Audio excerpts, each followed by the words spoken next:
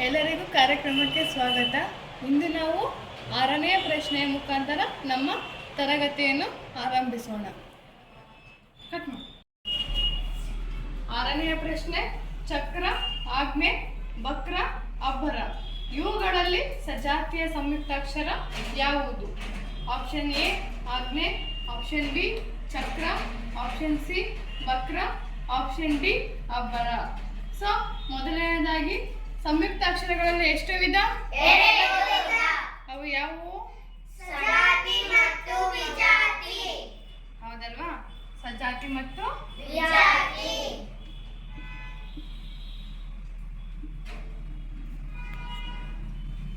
ಸಜಾತಿ ಸಂಯುಕ್ತಾಕ್ಷರ ಮತ್ತು ವಿಜಾತಿ ಸಂಯುಕ್ತಾಕ್ಷರ. ಹೌದಾ? ಸಜಾತಿ ಅಂದ್ರೆ ಒಂದಕ್ಕೆ ಅದಕ್ಕೆ ಸೇಮ್ ಇರ್ಬೇಕು ಒತ್ತಕ್ಷರ. ಹೇಗಿರ್ಬೇಕು? ಸೇಮ್ ಇರ್ತಕ್ಕಂಥ ಒತ್ತಕ್ಷರಕ್ಕೆ ನಾವು ಸಜಾತಿ ಒತ್ತಾಕ್ಷರ ಅಂತ ಹೇಳಿ ಕರಿತೀವಿ. ಹೌದಾ? ಸೊ ವಿಜಾತಿಗೆ ಹೇಗಿರ್ಬೇಕು? ಡಿಫ್ರೆಂಟ್. ಈಗ ಕಾಕ್ಕೆ ರಾವತ್ ಹಾಕಿರ್ತೀವಿ. ಹೌದಾ? ಸೊ ಹಿಂಗೆ ಬೇರೆ ಬೇರೆ. ಇದು ನೋಡ್ರಿ ಸೇಮ್ ಐತೆ. ಹೌದಾ? ಕಾಕೆ ಕಾವತ್ ಬಂದೈತೆ. ಹೌದಾ? ಇದಕ್ಕೆ ಕಾಕೆ ಕಾವತ್ ಬಂದಿದೇನಾ? ಇಲ್ಲ. ಸೊ ಹಂಗಾಗಿ ಇದು ವಿಜಾತಿ ಸಂಯುಕ್ತಾಕ್ಷರ, ಇದು ಸಜಾತಿ ಸಂಯುಕ್ತಾಕ್ಷರ. ಸೊ ಹಂಗಂದ್ರೆ ಇದರಲ್ಲಿ ಕರೆಕ್ಟ್ ಆನ್ಸರ್ ಯಾವುದು? ಆಪ್ಷನ್ ಡಿ ಅಬ್ಬರ. Very good. ಆಪ್ಷನ್ ಡಿ ಅಬ್ಬರ ಇದು ಸರಿಯಾದ ಉತ್ತರ. 7ನೆಯ ಪ್ರಶ್ನೆ, ರೇಖಾ ಸಂಜೆ ದೇವಸ್ಥಾನಕ್ಕೆ ಹೋಗುವಳು.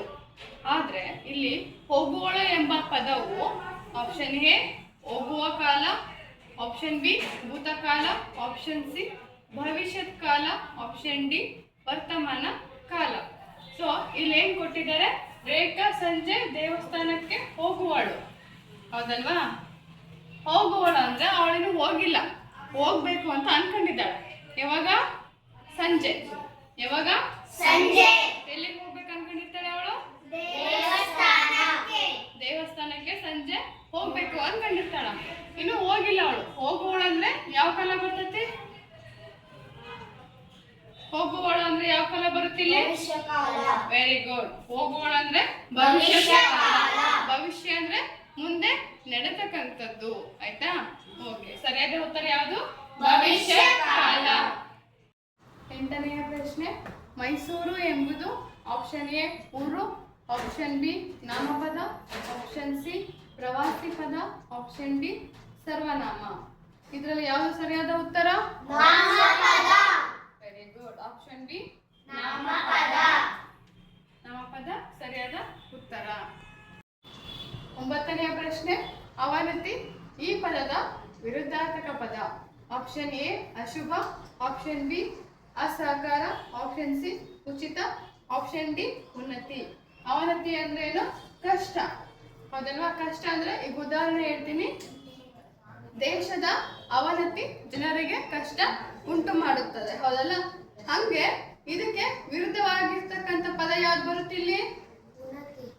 ಉನ್ನತಿ. ಯಾವ್ದು ಬರ್ತದೆ? ಉನ್ನತಿ. Very good. ಉನ್ನತಿ ಇದಕ್ಕೆ ಸರಿಯಾದ ಉತ್ತರ. ಪ್ರಶ್ನೆ 10, ಪದ್ಮಭೂಷಣ ಪ್ರಶಸ್ತಿ. ಈ ಪದಕ್ಕೆ ಯಾವ ಚಿಹ್ನೆ ಬರುತ್ತದೆ? ಹೌದಲ್ವಾ? ಸೊ ಇಲ್ಲಿ ಆಪ್ಷನ್ ಎ ಏನ್ ಕೊಟ್ಟಿದ್ದಾರ? ಆವರಣ ಚಿಹ್ನೆ. ಆಪ್ಷನ್ ಬಿ ವಿ ಬಿಂದು ಚಿಹ್ನೆ. ಆಪ್ಷನ್ ಬಿ ಯಾವುದು? ವಿ ಬಿಂದು ಚಿಹ್ನೆ. ಆಪ್ಷನ್ ಎ ಆವರಣ ಚಿಹ್ನೆ. ಆಪ್ಷನ್ ಸಿ ಅಲ್ಪ ವಿರಾಮ. ಆಪ್ಷನ್ ಡಿ ಯಾವ ಚಿಹ್ನೆ ಇದು?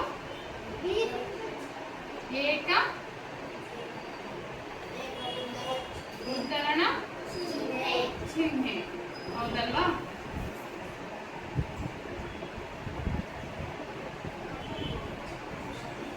ಸೊ ಕ್ವಶನ್ ಏನ್ ಕೊಟ್ಟಿದ್ದಾರೆ ನೋಡ್ರಿ?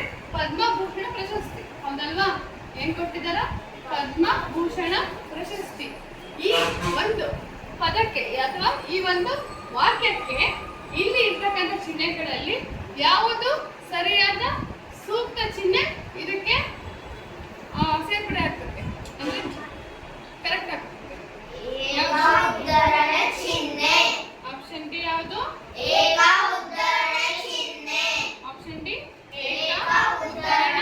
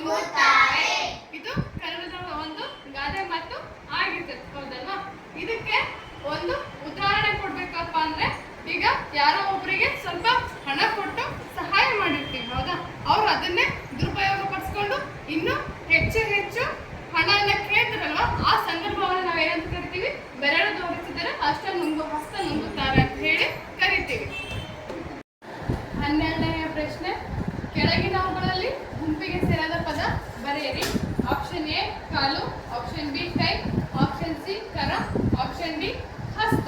ಸೊ ಇದಕ್ಕೆ ಸರಿಯಾದ ಉತ್ತರ ಯಾವುದು? ಆಪ್ಷನ್ ಎ ಕಾಲು. ಹೌದಲ್ವಾ? ಆಪ್ಷನ್ ಎ ಕಾಲು.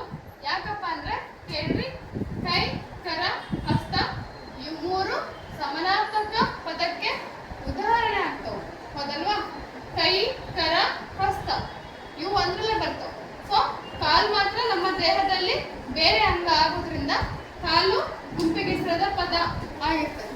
ಹೌದಲ್ವಾ? ಸೊ ಸರಿಯಾದ ಉತ್ತರ ಆಪ್ಷನ್ ಎ ಕಾಲು. 13ನೇ ಪ್ರಶ್ನೆ, ಶತ್ರು ಈ ಪದದ ಸಮಾನಾರ್ಥಕ ಪದ. Option A Mitra, option B ಯಂತ್ರ, ಆಪ್ಷನ್ ಸಿ ವೈರಿ, ಆಪ್ಷನ್ ಡಿ ಮೈತ್ರಿ. ಇದಕ್ಕೆ ಸರಿಯಾದ ಉತ್ತರ ಯಾವುದು? ಆಪ್ಷನ್ ಸಿ ವೈರಿ. ಇದಕ್ಕೆ ಸಮಾನಾರ್ಥಕ ಪದ ಯಾವ್ದು ಬರ್ತೈತಿ? ಆಪ್ಷನ್ ಸಿ ವೈರಿ. ಹೌದಲ್ಲ? ಯಾಕಪ್ಪ ಅಂದ್ರೆ ಮಿತ್ರ ಇದಕ್ಕೆ ವಿರುದ್ಧಾರ್ಥಕ ಪದ ಆಗತ್ತೆ.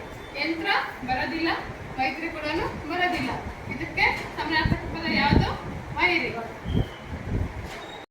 14ನೇ ಪ್ರಶ್ನೆ, ಭಾರತ ದೇಶದ ಸ್ವತಂತ್ರವಾದ ದಿನ.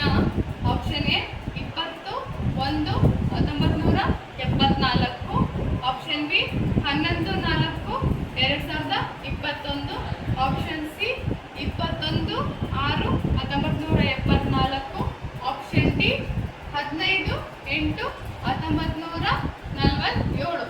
ಇದು ಎಲ್ಲರಿಗೂ ಗೊತ್ತಿರ್ತಕ್ಕಂಥದ್ದು. ನಮ್ಮ ದೇಶಕ್ಕೆ ಸ್ವಾತಂತ್ರ್ಯ ಯಾವಾಗ ಸಿಕ್ತು? 15 ಆಗಸ್ಟ್ 1947. ಹೌದಿಲ್ಲ? 15/8/1947 ನಮ್ಮ